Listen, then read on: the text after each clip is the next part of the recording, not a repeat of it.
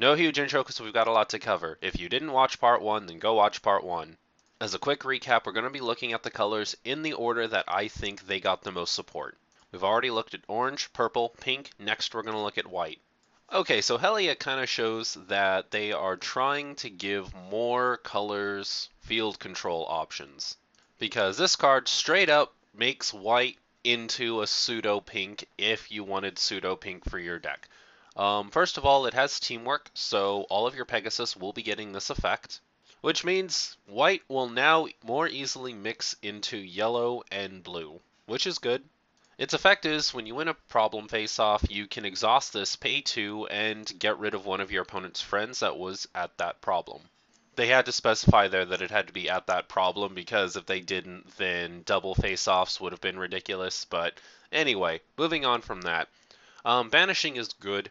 There's not really a lot of things that get friends out of the discard pile, so it's not that much better than just putting a friend into the discard pile, but it's decent enough. The thing that makes it really kind of decent is the fact that you have teamwork. So you can give it to all of your Pegasus. So imagine just having like a bunch of blue friends who can win face-offs like nobody's business, and once they win a face-off, they win so hard that all of their friends at the other side just disappear from existence. That's pretty much what we're working with now. This is another one of those cards where I don't think it'll be staple, like something that a whole bunch of decks use, but I think people who take the time to build a deck around this will have a very effective deck. I'm actually not too sure if I want to call Matilda a good card, because I don't think it's a good card, but it's an interesting card. When it comes into play, the player with the fewest points scores a point. I really wish it wasn't worded this way. I really wish it was worded if you have less points than your opponent, then score a point, because like if you just have this in your hand and your opponent has less points than you, like you're doing really well, then this is a dead card. A really smart duelist will learn how to break the crap out of this card. Not necessarily break the crap out of it, but you know what I mean. A really good duelist will figure out how to use this card very effectively, because if you are playing at a very high tournament level and your opponent does something to mount some kind of offensive and beat you by like 1 or 2 points, then you can play this card and keep up with them and then mount an offensive back. It's one of those cards that I just think people should look at because I think it can do something with the metagame. It's not going to be super influential like a rarity truly outrageous, but it's one of those things where if you have 1 or 2 of these in your deck and you happen to draw into one of them, playing it at a critical moment can end up putting you ahead of your opponent. Prem Hemline is going to make purple-white decks the bane of everybody's existence. Its effect is if your opponent's main character is at home, they can't move any friends to this card's problem. It's only got a color requirement of 2. You can play this pretty early on, and it will slow them down immensely. As you've probably noticed, this card is very situational, and if your opponent's playing a main that is really active, like Rainbow Dash or something, it's not going to be as effective unless you're playing it with purple, because purple will constantly make your opponent move their main character back home, and they have to pay to move that main character back out if they actually want to do anything with the rest of their deck. I don't even want to think about what happens when a player gets a Prim Hemline on both problems and they're constantly moving their opponent's main character back home. That's just awful. This also combos really well with Octavia, if anybody's still running that. I know I am. If you're running the Octavia Virtuoso that causes your opponent to pay extra to move, then you could really do some sick stuff with that in Prim Hemline, because your opponent has to pay to move into Prim Hemline and Octavia, which costs more, and then you move it home, and then they have to move it again. There's just so many sick things you can do with this card. I really think this is going to be a great card for all white decks.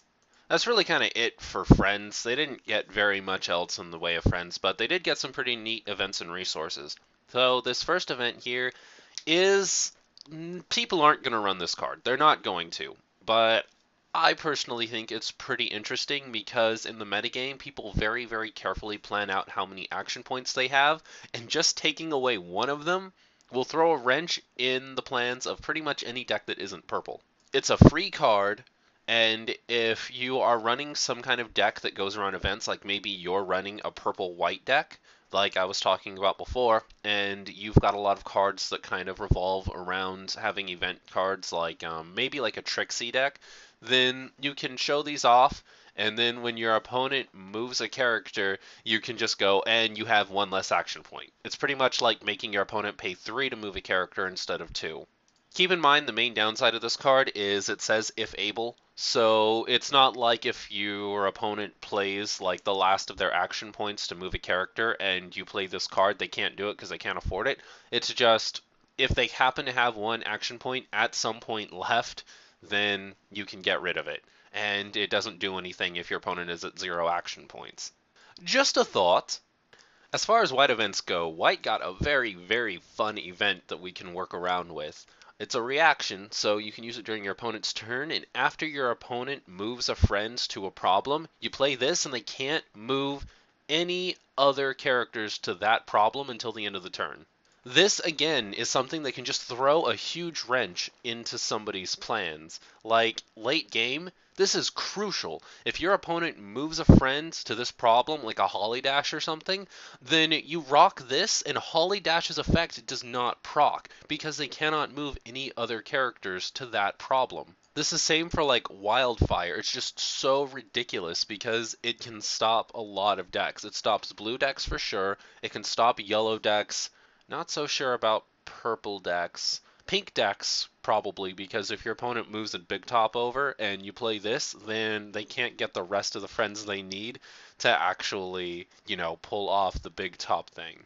So, I don't know. It's not so broken that I'd say white decks need 3 of them, but I'd say that white decks need to find a way to tech in 1 because it can stop your opponent from winning the game. And stopping your opponent from winning the game is a better way for you to win the game. And winning the game is awesome. So, white's Showdown card is Poetry Slam. It's exactly the same as all the other ones. You have a face-off involving your characters and your opponent's characters at one problem. You're only going to play this card when you know for sure you're going to win, so that might as well not even be there. And you pretty much... I don't really think this card is as good as many of the other Showdown cards. In fact, I'd probably say this is tied for worst with, like, the pink... Not the pink one. I don't know. It's not that good, though. Come on, guys. It's not. The winner of the face-off can banish one of the friends that was involved. Just one. Like, the other ones... are so much better than this. Like, I understand that this is still a good card, and it's still a card that white decks are going to play, but there's just so many better Showdown cards out there that do so much more. Like, the orange one still takes the cake. You can discard your opponent's entire hand. This is just getting rid of one of their friends. Like, chances are, if it's a good friend, they play 3 of them, so it really just kind of inconveniences them by forcing them to play another one. I don't know. It's going to be interesting to see what people do with this card. I'm pretty sure white decks are going to play it anyways, especially if they're playing white-blue or white-yellow that are really offensive. Maybe even white-orange, but probably not white-orange, because if you're playing white-orange, you're just going to run the other one, the orange one, because it's so much better. But anyway, it's got its uses. People are going to use it, but I just don't think it's very good as far as the Showdown cards go. I don't really understand what they're trying to do with white and banishing cards, but this is another card that banishes.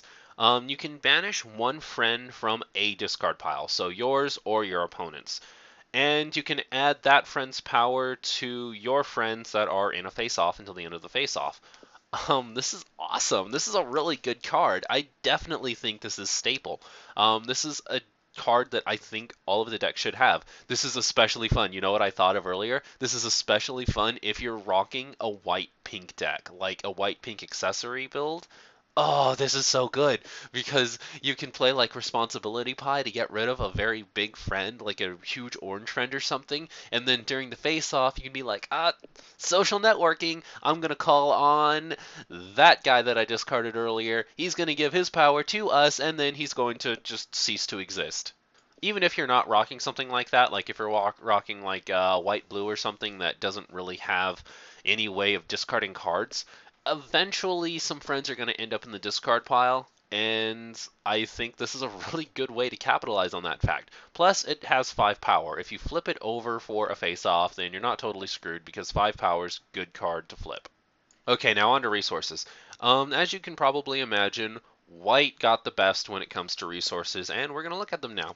So this first one, Ceremonial Headdress, it costs 2. It doesn't have very good power, but when you play it on a friend, that friend has +2 power and is considered a crystal character.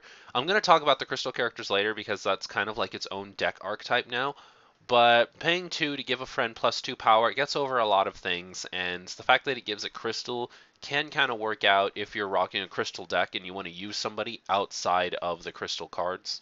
Again, I don't think this is a card that every single white deck is going to be able to run, but it should be effective in the decks that do run it effectively. Dazzling Jacket is... I have a feeling it's going to break everything. Dazzling Jacket is way too good. Just way too good for the metagame. White-orange decks now have an unstoppable lock. Heck, white-blue decks kind of have it too. White has always kind of been like a main color, but white is about to take back seat as a secondary color, and this is the reason why. Pretty much every white deck is going to need to run 3 of these because it is just that good. Its effect is you can put it on a friend, and as long as that friend has higher power than any other friend, not including mains, just friends, as long as that friend has power higher than any other friend in play at that problem, friends cannot be moved to that card's problem. Interplay has no idea how big they messed up by releasing this card. It is just way too good. And people are going to argue that it's not good. People are seriously going to look me in the face and tell me that I am over-exaggerating about how good this card is. So I'm going to have to sit here and explain it to you guys so that those guys don't get on my case. Let's say you have like a full steam, just the straight up base 4 power full steam. You play it to, let's say, your opponent's problem. And because your opponent's starting problem at least, is normally going to have a solve requirement of like 4, you put this card on that character, and if that at that moment, if at that very moment this card has higher power than anybody else, that is now your problem for the rest of the game until they figure out a way out of it. They cannot initiate a double face-off because they cannot move enough characters to this problem to be solving it. They have to do all their gameplay on the other side, and you know ways to play around that. You put this on like an Octavia Virtuoso, and it does kind of defeat the purpose of Octavia Virtuoso, but because it's such a powerful white card, chances are your opponent's not going to have anything stronger than it right off of the bat. So all of a sudden, your opponent just cannot move to that problem at all. You have full control of double face-offs for the rest of the game. If you want to just sit there and collect the 1 point from that for the rest of the game, you can end your turn until the game is over and win the game. It's, I hate when they do something like this. And some people are going to try to point out to me, oh, well, it's a downside for you too, because you can't move friends over there either. You're not going to be stupid enough to play this in a situation where you're not already solving the problem and trying to make it so your opponent can't solve that problem. And even if that were the case, even if, oh man, I messed up. I put this on a friend and now I can't solve the problem either. Oh, okay, I'm going to pay 2 to move this friend back home. And then I'm going to play the cards that I need to actually solve the problem. And then I'm going to pay 2 to move it back. Okay, now I have the retarded lock. Interplay tried to shove in our face like a downside of this, like, oh, well, you have to put it on the strongest character, so you have to be running strong characters in your deck if you want to run this. And we're like, oh, we have to be running strong characters as opposed to the not strong characters we were running before. Okay, I mean, I guess I'll take the downside of having strong friends in my deck. Another thing is you can play this on your opponent's friends too, like if your opponent has stronger friends than you do. The one problem with this, obviously, is that they can move it home, which kind of works out for you because, like, if you put it on your opponent's, I don't know, like a Rainbow Dash or something that's really strong, and your opponent can't move any more friends there because it's just so bloody powerful, they can pay the 2 to move it home and then move friends over there. And then they kind of do have that problem where they have to pay the 2 to move the friend back, and then they have to pay to move all of the friends they want over there, and then they have to pay 2 more to move that card back. So it's also kind of a decent counter card, but it's not broken. Like it's overpowered if you use it on your opponent's friends, but it straight up breaks the game when you play around it and use it on yours. That's what I'm trying to say. I'm sorry, I've talked for like 5 minutes on this one card. I'm going to stop. I promise I am. But the other thing, like the cherry on the cake, is the fact that this has 5 power, so if you flip it during a face-off, you're still gonna win the face-off.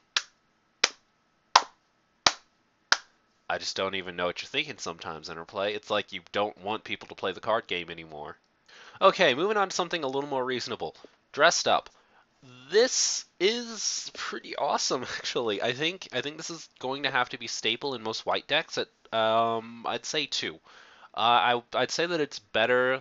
1 second. I'd say that it's good enough that you don't want to run it at 1, but I'd say it's not so important you need to run it at 3. So 2. 2 is a good number. It gives 1 friend +1 power and white, and it also can't use its abilities.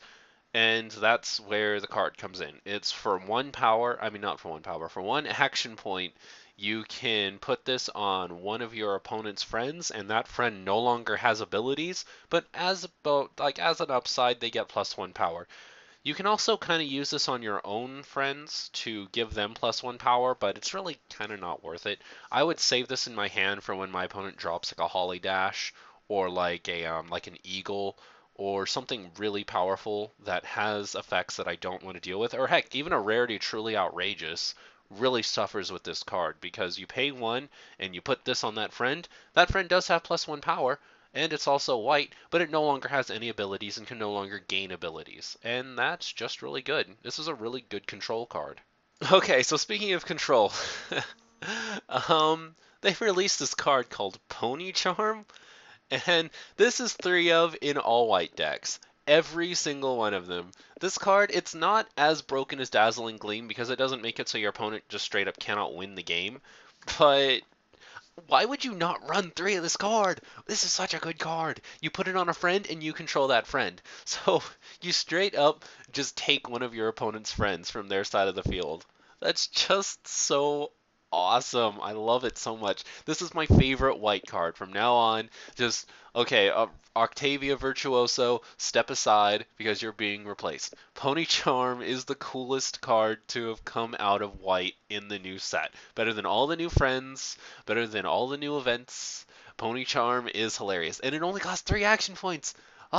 3 action points, and your opponent not only loses that much power from their side of the field, but you gain that much power on your side of the field. And you want to know what the ultimate kicker is? Here's what you need to do. Alright, so you play Pony Charm, and you steal one of their really good friends, one of their most important key cards, and then you do a face-off, and after this card returns home, you're like, oh man, I reached my home limit, and you discard their card just to spit in their face. Just to spit in their face. It's genius. It's beautiful. I love it. Pony Charm is going to change everything. It's going to make white one of the most powerful, actually it already kind of was one of the most powerful colors, but it's going to make it even better. They're pretty much, I think what they're trying to do is they're trying to make up for the fact that they completely destroyed truly outrageous decks as a concept. Like people went out and spent like $180 on a full play set of truly outrageous, and they released cards in this set that make truly outrageous garbage, and its value is going to drop. Like truly outrageous cannot run as a deck anymore in the 3rd set, which is kind of good. And so what they're trying to do is they're trying to make up for it by giving white some of the most broken resource cards in the game as like an apology so that people will still run white and not be super angry about it.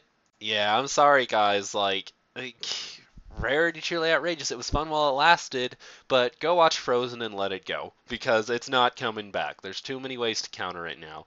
Take your Pony Charm, take your stupid dazzling bullcrap whatever, and continue to play the game, please. Moving swiftly on to blue. Get it? Swiftly?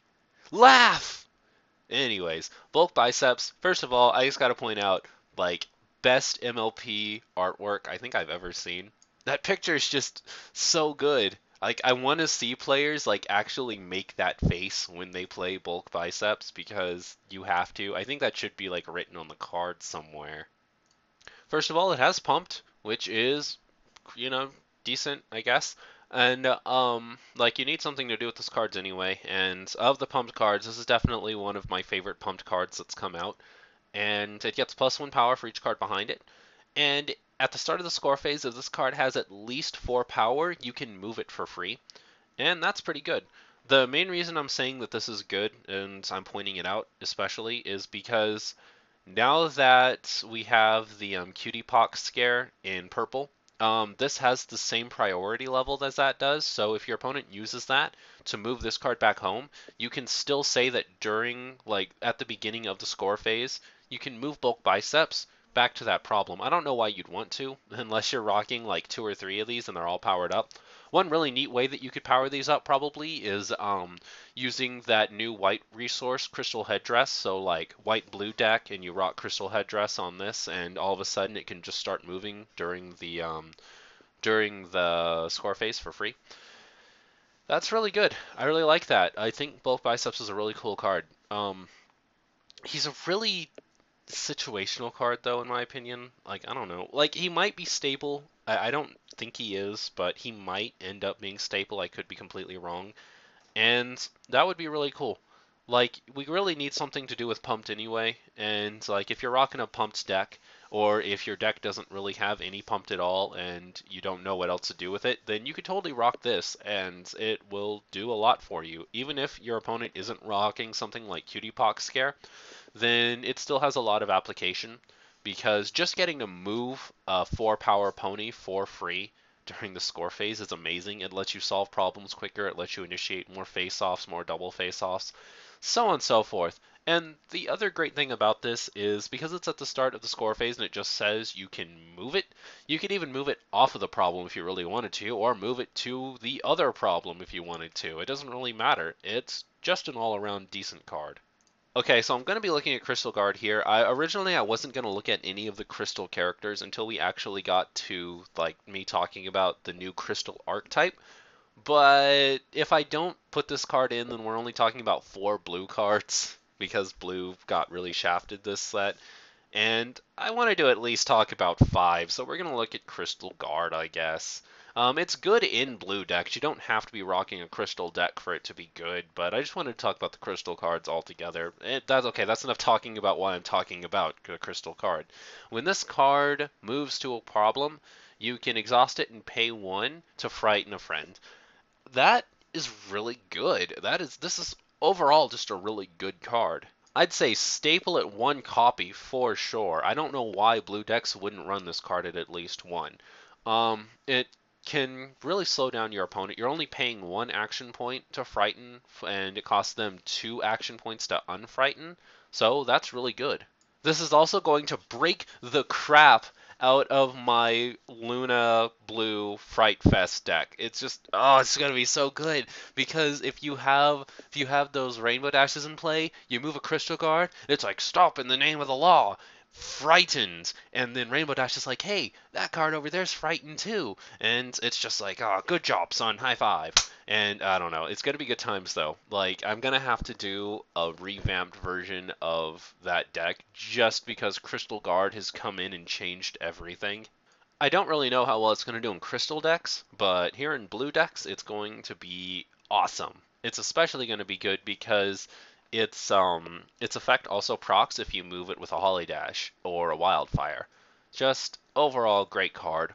Tech it at 1, guys. Tech it at 1. Daring Do is going to be the last one that we look at. As far as friends go, like we've still got some other cards to look at for blue, but it's just a way better version of the Princess Celestia that we got last set. Princess Celestia, the one that came in, and you could challenge a troublemaker as soon as it came in. This card is way better than that card could ever hope to be. First of all, it's 3 for 3 power. The other one was not equal, I don't think. Like, I could be wrong. If you want to correct me in the comments, go ahead and do that. But you can challenge an opponent's troublemaker with all of your characters there, so you don't have to just challenge it with one character and probably get completely destroyed. This is really like the only effective way to get rid of troublemakers without having to set up 1 turn early. And I think Daring Do is going to be a very important card for decks nowadays, because there are some really decent troublemakers that came out in the new set, and I'll be looking at those later. For right now, just keep in mind, I think Daring Do is going to have to be staple too. I say staple too as in as well, but I do also mean that this card might have to be a 2 of in blue decks, if troublemakers start becoming more of a thing. If people keep just running Parasprite, I think we can deal with Parasprite now. But like if they're running anything higher than Parasprite, Daring Doe is going to be the card that pretty much makes Troublemaker decks completely worthless. Okay, pretty light on the friends. We've also got two events to look at. The first one here is Call to Action, and you can move a number of your friends up to the number of action tokens your opponent has. This card is pretty effing good because it's a main phase card, and even if your opponent only has 3 action tokens, it's kind of like giving 3 of your characters Swift, which is good. I really hate that it says friends. This would be a ridiculously good card if it just said characters, because then you could also move your main, but, you know, we take it where we can get it, I guess. Pretty much, if your opponent has equal action points to how many friends you have on the field, you can just pay the 3 and move every single one of your characters. And because it's during the main phase, you can do a lot of really good stuff with it. One thing that I also really like is this procs effect. So I know I'm a broken record and I keep saying this, but this procs Holly Dash, this procs Wildfire, and now it even procs the Crystal Guard. So, you know, good. It's a good card. You should run it or something. The really awkward thing about this card is it's situational, and its situation is dependent on whether or not the person you're playing is good. The ironic thing about this card is if your opponent is playing like a complete moron and just like spinning up their action tokens without trying to save up or do any kind of huge strategy, this card is actually worthless.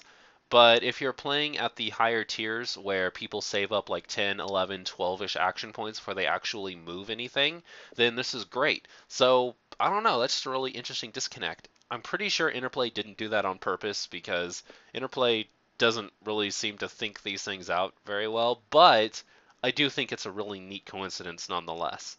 Okay, the last event we'll look at is, of course, the Blue Showdown, which is Relay Race. Okay, so here's the thing. Um, if you were remembering earlier, I was trying to figure out like what card was tied with white for the worst showdown. It was this card. This is the one I was trying to think of. This showdown is not good. I can't think of a single situation where this would be good. So, start a face-off with blah, blah, blah, blah, blah. Here's the thing. If you're going to be playing this card, chances are you're going to have most of your friends at a problem anyway because you are trying to win the face-off. So you're going to have a lot of friends there, and when you initiate the face-off, most of your friends are already going to be there. If you happen to win, then you can move pretty much all of the rest of your friends.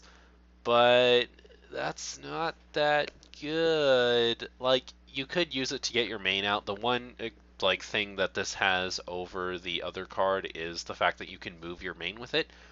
But it costs 3 action points. Why not just pay 2 action points and move your main? Or this is blue. Why not pay 1 action point and move your main if you're playing the good ones? I just don't think this card is going to see much play. This card pretty much fails in comparison to the other call to action, the other event. This card fails to that card pretty much in every conceivable way. I would never run this card over call to action. Call to action is a must. Relay Race is a bust. Take that, Relay Race. Okay, moving on to the final color. As many of you guys know, yellow is my main color. It's the color that I've been playing since set 1. I think Fluttershy is the best of the main 6. So yellow is what I play most competitively, and you're going to be wondering why I have it as the very last color when I am sorting these by which color got the most and which color got the least. Well, that's because yellow didn't get nothing. Yellow, if they hadn't released a single card for yellow, then nothing would be different. That's pretty much how I feel about it right now. They didn't release a single critter that I was impressed with. They didn't release pretty much, like, they released one new Fluttershy that's almost kind of good, I guess, but most of the stuff for Fluttershy they released wasn't that good. What they're trying to do is they're trying to push a new archetype of yellow that doesn't rely on critters. That's not really what I wanted. I wanted more new critters to play around with, more little woodland friends. I didn't get that because none of them are good. Like, I remember back when the set 2 came out, I was worried that they weren't going to give us very many good critters, and they did, kind of. They gave us some really decent ones. I remember they gave us Manny the Manticore. That was a really good one. They gave us I can't remember the other ones. I remember some good ones did come out, though. We at least had Manny the Manicorn. Manny the Manicorn was awesome. This set didn't have any really good ones. Like, they're all really garbage. I'm not going to show a single one of them. Whew, tangent. Okay, so, Princess Celestia, right? We got a brand new Princess Celestia that takes care of troublemakers, just like we did last set. Princess Celestia is all about taking care of them troublemakers. And this one actually does it really effectively. You pay 3, and it has 3 power. And when it enters play, you can put an opponent's troublemaker here. You have to play it to the problem that the troublemaker's at. That sucks, but whatever. And it goes into its owner's hand.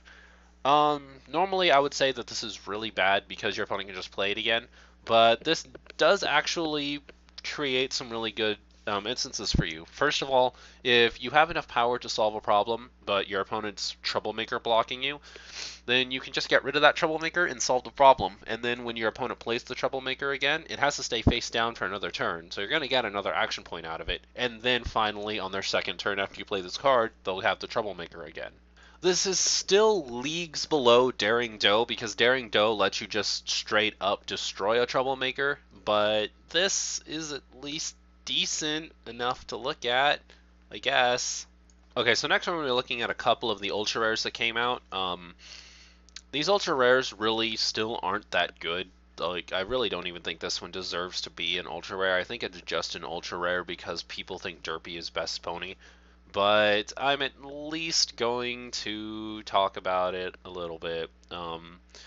First of all, it has teamwork, so all of your Pegasi will get this effect. Like, if you're running Fluttershy Guidance Counselors, they'll get this effect. If you're running any of the Rainbow Dashes, they'll get this effect. When it enters play at a problem, you can actually just immediately put it at home and put one of your opponent's friends into their hand as long as their cost is equal to or less than this card or the card that you played. So having this with like 4 power ponies is probably best because you can, get rid of the most stuff. Putting stuff into the owner's hand is pretty darn good this metagame, I think, especially with a cost of 4, because your opponent has to pay to play them again. This is better than just like frightening a friend, because when you frighten a friend, no matter how much the actual friend itself cost, they have to pay 2 to unfrighten it. But with this, you can pay, like, if the card costs them 4 action points, for example, they have to pay that 4 action points again in order to get it onto the field. But of course, there are a couple of reasons why I think this card is really just not that good. It's definitely not that competitive, okay? First, because if they play that card again, they're going to get on-play effects again. Like, if you ever sent home, I mean, not sent home, but if you ever sent a responsibility pie to your opponent's hand, you just deserve not to play the game anymore because they're going to get to discard another one of your friends. It's ridiculous the amount of cards that have on-play effects that they can abuse if you send them back to their hand. So, lack of good targets is one of the reasons. The other reason is obviously the fact that it gets sent home. I think that was really uncalled for. It was a really unfair thing for Interplay to do.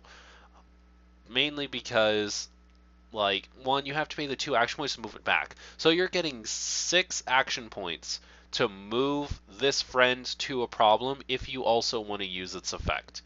That's so bad. I understand the whole needing to balance it out and, like, making your opponent pay for their friend again is bad, but Pink and White can already get rid of friends at a much more consistent and permanent way. Like, all you're doing is putting it in their hand. I can understand if the effect was put it in the discard pile, like dismiss it, retire it, whatever. Then I can almost go like, okay, I understand why that's an ultra rare. Like, that's pretty good. I can understand running that. But all it does is put it back in their hands. They're going to get to play their card again. It's just a minor inconvenience that, they have to play their card again from the hand. The other thing is the teamwork only applies when this is at the problem with the friend. So if you use this card's effect to move it home and you want to, maybe play a Fluttershy from your hand and use its effect again, you have to first move this to the problem that you're going to put that Fluttershy at, and then Fluttershy gets the effect. Interplay, that's bullcrap and you know it. That is really bad. I don't understand this card. I don't understand why this card exists. It's barely good enough to be an uncommon. Why is it an ultra rare? Like, don't get me wrong, I wouldn't be looking at it if it was an awful card. It's decent. It's got its uses. I just don't understand why they couldn't have made it a little bit better, especially if it was going to be an ultra rare. By the way, if you're trying to buy this card online and you see that its price is ridiculously high, like through the roof high, then it's only because it's derpy. It's not because the card is good. Don't be fooled into buying one. Okay, and Fluttershy, Reliable Racer. This is the last of the friends we'll be looking at for yellow. And this card, I will argue, actually is really good. This card is astoundingly good. I mean, it's not broken. We didn't get any broken cards in yellow like white and purple got, but we did still get something pretty darn epic. We get 3 cost for 3 power, already pretty good.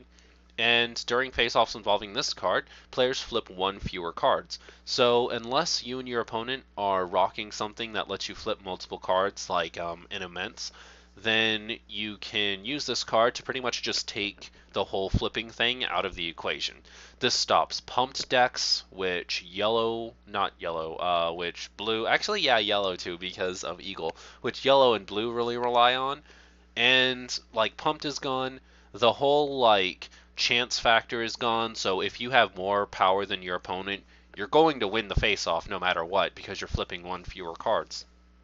And if you happen to be really cheesy, you can rock a yellow-orange deck where you can play this with some Big Mac Immense, and all of a sudden, oh, your opponent doesn't get to flip any cards, but you get to flip 1 extra card. So since you were flipping 2 and your opponent's flipping 1, you both get -1, you get to flip 1, your opponent doesn't get to flip anything.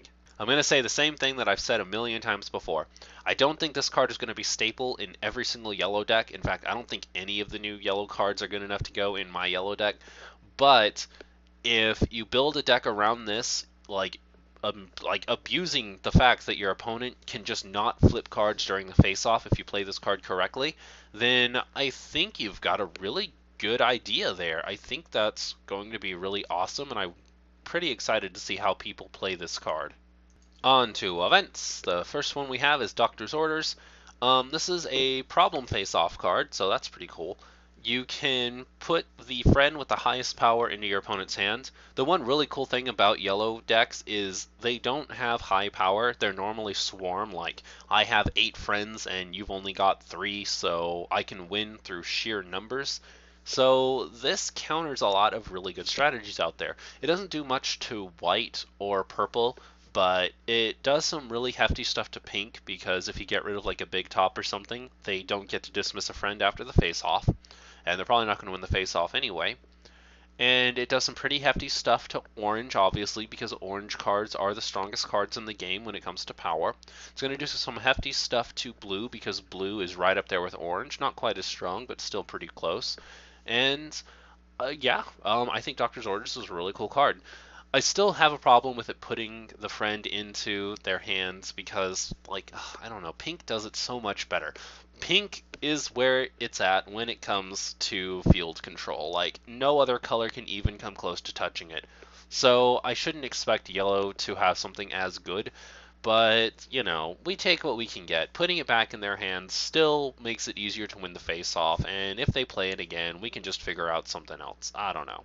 You know what I just realized, actually? Yellow-white could potentially be a thing now. Like, yellow-white kind of sucked before. People would argue Ballroom Blitz. Ballroom Blitz was not that good of a deck, guys. Get over it.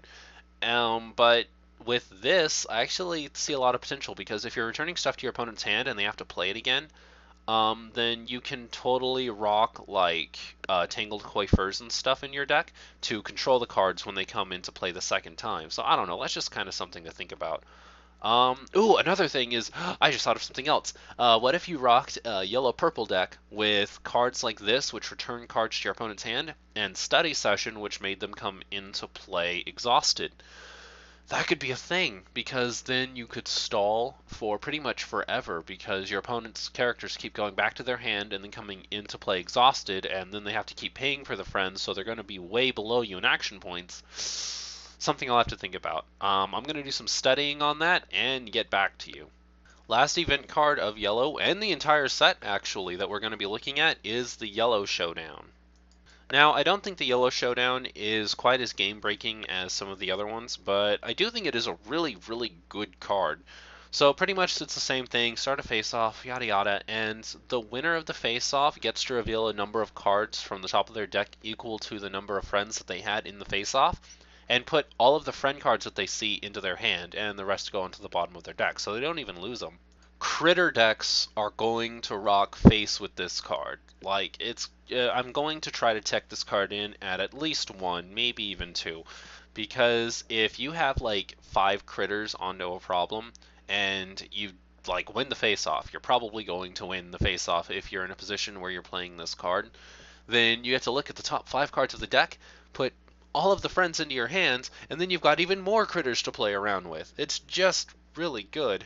My only real problem with this card is if you have that many friends in play that you're already completely stomping face-offs, then I don't really know how many more friends you need. Like, honestly, if you've got that many friends in play already, chances are you're in a game-winning position. So I don't understand how getting even more friends is really going to benefit you. In fact, getting rid of the events and resources and troublemakers and putting them on the bottom of your deck, that actually seems almost a little more hurtful in my opinion. But still, always having more friends is good, especially if you're fighting like a pink deck or now a white deck, I guess. And yeah, more friends, more money, more power. Next, we're going to be looking at troublemakers. I still don't think troublemakers are where they need to be for troublemakers to really be a thing, especially because we've got so many good ways to get rid of troublemakers now.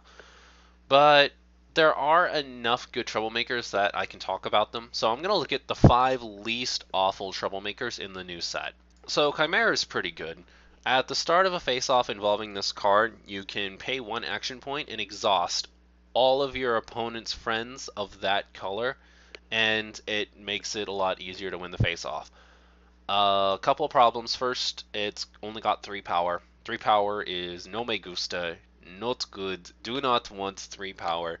It's probably not going to win the face-off anyway, but even if you lose the face-off and your opponent gets the 2 points for beating this card, they're at a slight disadvantage because all of the friends that were involved with that face-off, if you were playing the card correctly, I was about to say reversed, I'm thinking Weiss, are exhausted, so they can't do a whole lot more for the rest of the turn. It just slows down your opponent. It slows down your opponent. If your opponent's playing either blue or orange or yellow, then this card slows them down a whole bunch, and that's really good.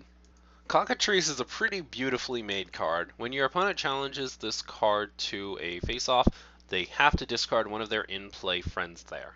This means that in addition to setting up the cards they need to win the face-off with Cockatrice, they also need to bring like a sacrificial lamb with them. That's pretty awesome. It's only got 2 powers, so chances are it's not going to win its face-offs no matter what. But making your opponent sacrifice a friend in order to just challenge this to the chance at a face-off is pretty darn awesome. This is especially good for the whole Daring Doe deck. My one main problem with this is right now in the metagame a lot of decks are running vanillas, so like 2 costs for 2 power, 3 costs for 3 power, 4 costs for 4 power vanillas that aren't really that important other than filling color requirements anyway. So they can easily just sacrifice one of those cards off and they don't lose anything. But, like if you're running a pink deck, I think Cockatrices could do some pretty funny things because you have to get rid of your sacrificial lambs if you're playing against Cockatrice, and then all of a sudden, like, Pinkie Pie comes in and spears the rest of your cards. I just think that's going to be really cool. It's going to be interesting to see what Cockatrice does to control decks. Gilda comes in at a pretty whopping 5 power. And if this card beats an opponent's team in a face-off, then normally when they would have to send one of their friends home, instead it's now discarded. That is really good. I really like Gilda. I think decks that revolve solely around troublemakers, like using the cards to power up troublemakers and such, I think they're going to benefit a lot from this card, because if your opponent goes in and challenges it and tries to beat it, and you just play over it, then they have to start discarding friends. And I think that is super beneficial. Because there's only so many times that they can lose a face-off and discard a friend before their field really starts to hurt, and they have to start setting up something else to counter it. Of any of the new troublemakers, Green Dragon is the one that interests me the most. During the face-off, you can pay 1 to give this card plus 2 power, and really there's no limit to that. So if you have a deck that just gathers action points like nobody's business, you can pretty much use Green Dragon forever. Your opponent comes in, they challenge it, you lose the face off normally, but like let's say you're behind by like 4, I was gonna say 4, but let's make it something like 5. Let's say you're behind by like 5 power. All you have to do is get rid of 3 action tokens, and you get plus 6 power, and you win that face off. And your opponent loses and has to send somebody home. It's going to be interesting to see how players play around that, because hypothetically, you could keep this card alive forever. If you get one of these on both problems, then your opponent really doesn't have a recourse, and you can sit back on it for a long time, especially if you are able to get a lot of action points with your deck. Like, purple decks are going to be great for Green Dragon, and we'll have to see how purple decks receive it. It's going to be interesting. I think, I want to say Tekken at 1, but I just don't know. There's so many orange and blue decks floating around there. Maybe not even at 1, but it should be interesting anyways. Like, I definitely think if you're looking at adding more troublemakers to your deck, this is one of them that you should be looking at. So a quick tangent about flavor text. So the flavor texts on these cards are actually pretty amazing. Like Daring Does is Medusas. Why did it have to be Medusas? Obviously a play on the line Snakes. Why did it have to be Snakes? And this card is named Biff and says, why are you running away? Are you chicken? And the response is, nobody calls me chicken. I just thought that was great, and I wanted to go off on it for a second. So moving on to the card. Its first effect is your opponent's main characters cannot be involved in face-offs with this card, which is kind of useful, I guess, against all of the old MLP mains. Like, I guess that's kind of cool. But its real prize comes in at, get this, during the main phase, you can get rid of this card and pay 2, and your opponent's main character goes back to its start side. That is, I don't know. Against all the new mains, oh no, like that's godlike, obviously, because it takes like 8 turns to get one of the new mains flipped anyways, and if you get it flipped back to its start side, then it's never going to flip again for the rest of the game, ever, I promise. But, like, against all of the older mains, I'm not too sure. Putting them to their start side, it's going to be a tough one. But I just think it's interesting that Interplay released a card like this that can potentially put a card back to its start side. It's not really that good right now, but keep an eye on it, because I have a feeling that this card is going to come into play into the metagame a few months from now, maybe somewhere near the new set. Okay, so next we're going to look at problems. Originally I wasn't going to do problems because there's not much you can do with problems, but I'm going to do them anyway just because I don't want to leave any cards out. So this first one here is a white one, and when a player confronts this problem with characters that have at least 3 different colors among them, that player may exhaust their main character here to score an additional point. This mainly comes into play with the whole crystal idea. Like, a lot of these cards I'm going to be looking at have to deal with crystal characters. And that's because crystal decks are now their own archetype, and we're going to get into that a lot more when I look at it. For right now, I just want you to keep it in mind, because it's actually a really good effect. You can exhaust your main character, score an additional point, and that accelerates your points, and that is good. You're going to win a lot faster with this card, especially if you're using a lot of the new really good control cards that just let you keep your main character on this problem forever. They also released a lot of problems like this that don't have to deal with colors, but have to deal with how many of a certain kind of pony that you have. Like, this one is unicorns. During face-offs, if you have the most unicorns in play, then you can pay 1 less for events, which is good. This is especially good with Hasty Retreat, because Hasty Retreat can now be played at, I think, 1 action point, and it gets rid of a character, and that's good. This is another crystal one, and if you have characters at least 3 different colors, then you can look at the top 2 cards of your deck and put one of the friends into your hand and then the other one on the bottom of your deck. And that is arguably pretty good. Like, this is really going to accelerate crystal decks and make it a lot easier to get those colors that you're looking for. Another trait problem, if you are the one with the most Pegasi in play, then you get plus 2 power. Pretty simple, pretty obvious. It's a starting problem, so that's good. Lost and Not Found is really interesting because normally, like in the past, I would have said that it wasn't that good, but this one is, when this card enters play, each player retires a resource, and you can use this to counter a lot of very popular resources that are going to be floating around. You can use this to counter the Pony Charm. from white decks. You can use this to counter that stupid glittering bullcrap thing that I was talking about earlier from white decks. You can use it to counter orange decks. You can use it to counter Tingled Coiffeurs. Pretty much what I'm trying to get at, I guess, is this is mainly a card that counters orange and white decks, some purple decks maybe. Get rid of that Trixie Hat, get rid of that Can't Decides. Overgrown Everfree is kind of proof that they're trying to make troublemakers a thing, and it's actually a really good way to make troublemakers a thing. As long as you have a troublemaker at this problem, or at least anybody can have a troublemaker at this problem, really, friends can't be played there. So this is kind of a downside for you too, because it means you can't play friends there, but if you're trying to guard lock one of your opponent's, like, friends from coming over here and just automatically solving this problem, like if it's a really big friend or something, you can use this to slow them down a little bit. Still, they can play friends to like their home or the other problem and then move them over here. They just can't play them directly here, which, can be pretty beneficial. And another trait problem, if you're the player that has the most Pegasi in play, then you can exhaust 2 of your Pegasi characters to move one of your other characters. Definitely not the best, especially because it's yellow instead of blue like it should have been. But like, it does give you a little bit of free movement. It slows you down too because you have to exhaust 2 of your Pegasi, and that means that they can't be there for scoring and solving and being in face-off, so on and so forth. But if you need to wait 1 turn anyway, then you might as well get some free movement out of it, I suppose. Rock side, if you are the player with the most Earth ponies, then you can flip an additional card. Wink wink, Fluttershy, reliable racer. Wink wink wink. Obviously, if we're looking at problems, we have to look at the show must go on. Number 1, because both players can solve it with any color. It doesn't have any color requirements. It can go in every single deck.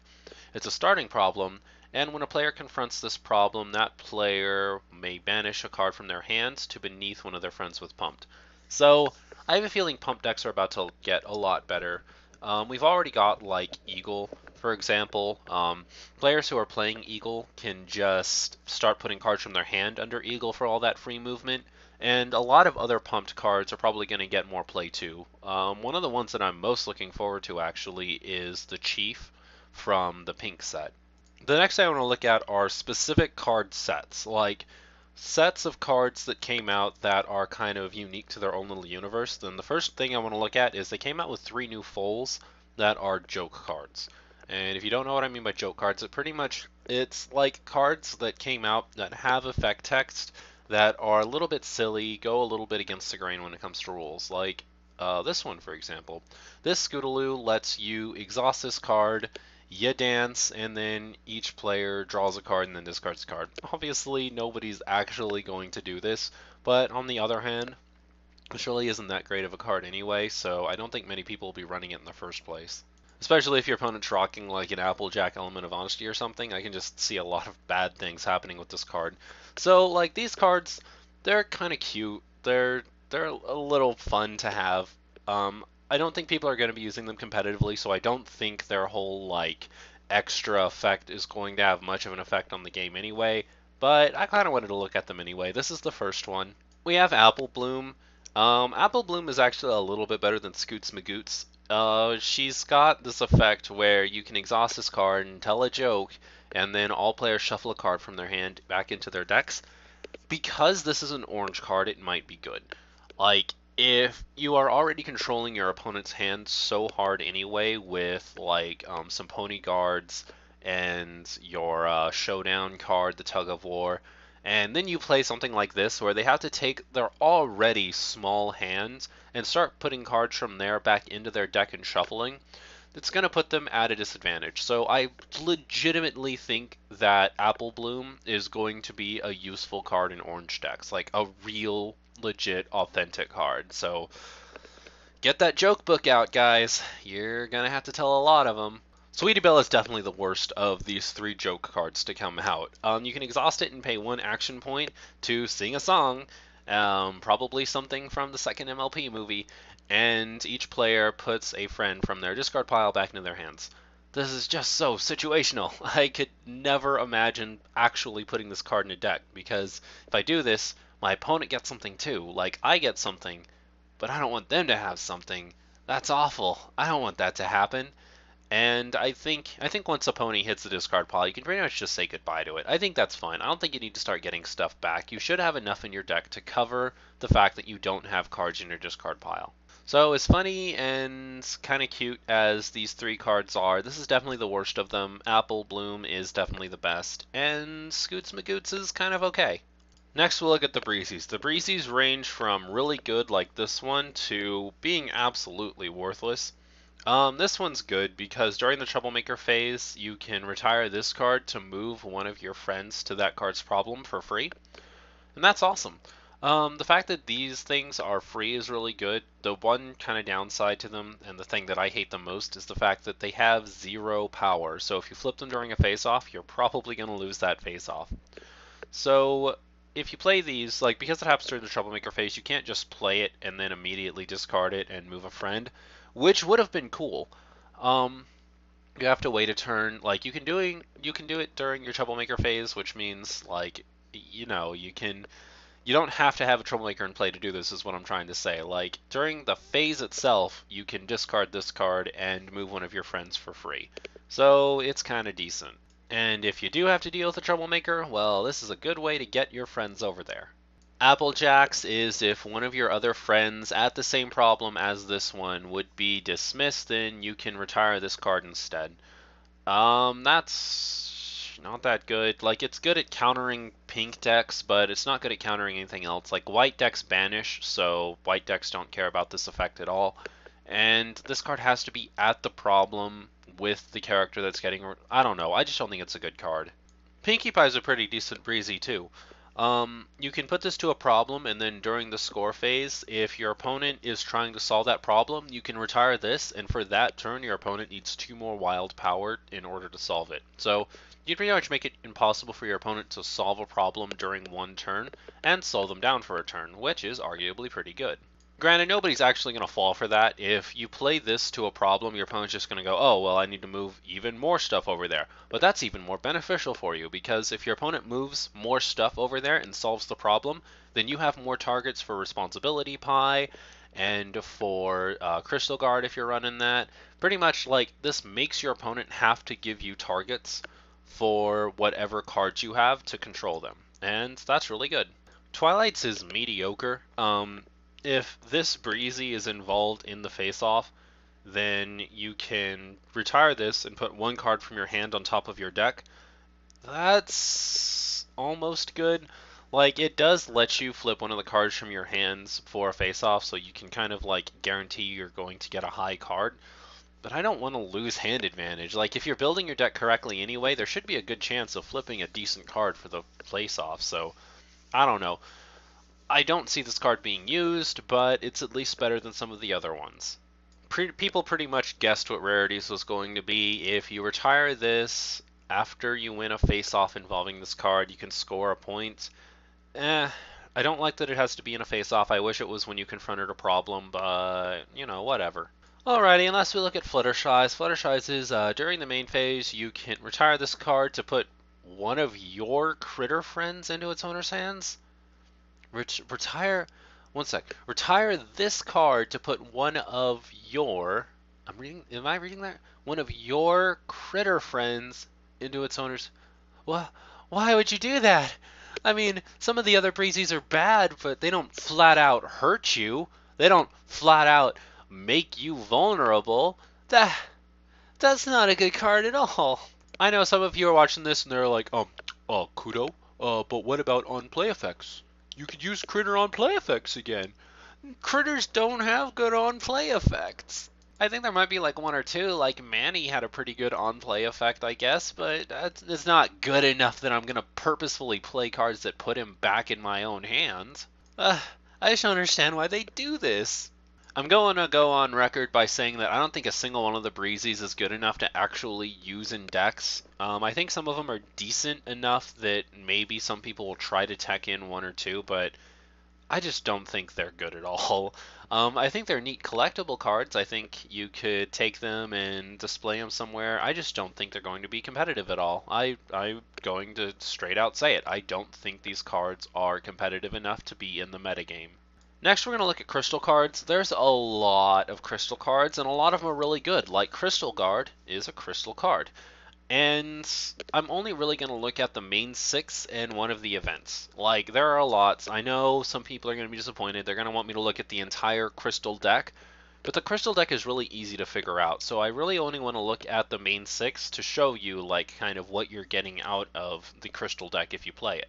The first thing I'll say is the entire crystal deck revolves around getting as many colors in play as possible. So it's like all of your characters have prismatic, and they pretty much get all of the colors of all of your in-play crystal characters. So if you happen to get all of the main 6 in play, then all of them are all 6 colors at the same time, and they get some kind of bonus based on how many colors they have. Rainbow Dash, for example, here has the effect where you can exhaust this card and pay 2, and you can move each of your friends for each color this has. So if this card has all 6 colors, you can move 6 of your friends for 2 action points, which is obviously good. Keep in mind that its effect also hits itself, so you can pay 2 and exhaust this, and if you have like 3 or 4 colors, you can choose this as one of the characters that you move. It's exhausted, so it's not going to give very much, but it's still kind of cool to keep that in mind. Applejack obviously comes through for us again. It starts at 1 power, which kind of sucks, but because of its prismatic, it gets +2 power for each color that this character is at that time. And that's pretty good. If you happen to get like 3 colors on it, then it goes up to 7 power. So awesome. Like Applejack is really a powerhouse in this deck. If the Crystal Pinkie Pie is in a face-off, then instead of flipping over the top card of your deck and just using its power, you can flip over 1 card for every color that this card is, and then just choose which one that you want to actually use for the face-off. The rest go on your bottom of your deck as normal. This kind of cancels out a lot of the flip an additional card things, because you really only get like 1 anyway, but you know, it's still pretty cool. Twilights is really powerful. At the start of a face-off involving this card, you can choose one of your opponent's friends with power equal to or less than the number of colors that Twilight is, and it's just no longer involved in the face-off. That is really, really good. The one thing I kind of hate is the fact that it says at the start of a face-off, because it would be better if it was just during the face-off, because then if your opponent plays any cards to like power up certain friends, you can just kind of like lower them and get rid of them. But, you know, whatever. It's still a really good effect on its own. Just like making one pony no longer involved in the face-off at all kind of like increases your chances of winning. Is good. Fluttershy is kind of like the main draw engine of the deck. You can exhaust this card and pay 1, and you can reveal a number of cards equal to the number of colors that Fluttershy is from the top of your deck and put all of the friends that you show this way into your hand.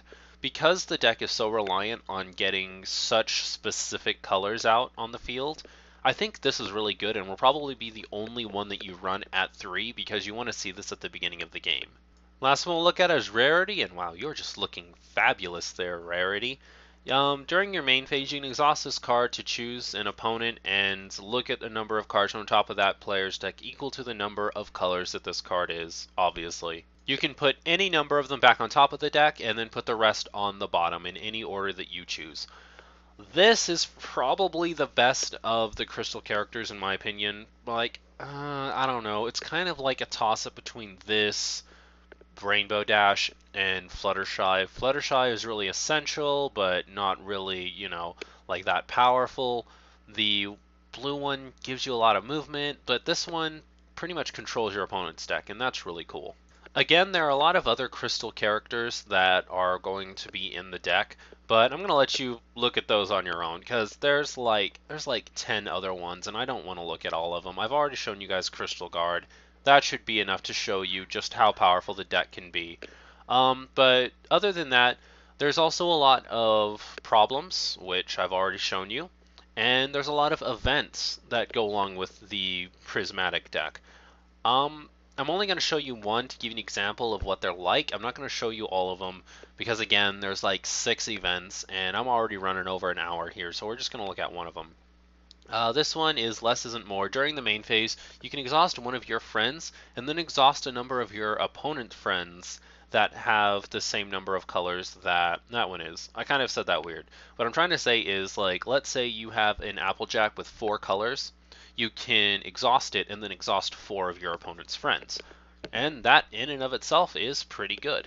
Okay, so the last deck type we're going to look at is what is replacing critters in the yellow deck, and it is the Male Mare deck.